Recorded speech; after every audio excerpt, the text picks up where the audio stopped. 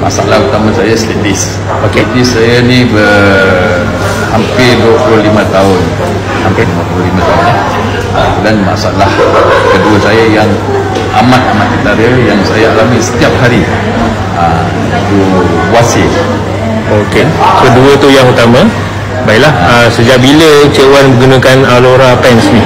Lebih kurang dalam 6 hari. 6 hari yang lepas. 6 hari lepas. 6 hari yang lepas. Okey. Ya.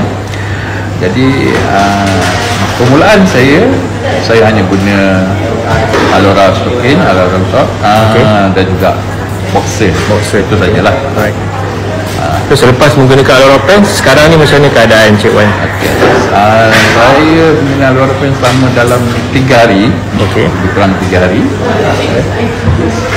Syukur alhamdulillah, saya dapat perbezaan yang amat ketara. Okey. Dan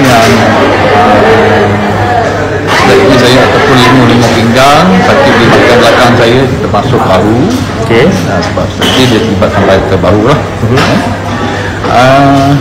Syukur alhamdulillah, saya bangun pagi rasa berlainan semua, rasa ringan, pinggang saya pun dah tak rasa sakit lagi, tak rasa lenguh, bahu-bahu saya pun dah tak ada rasa lenguh.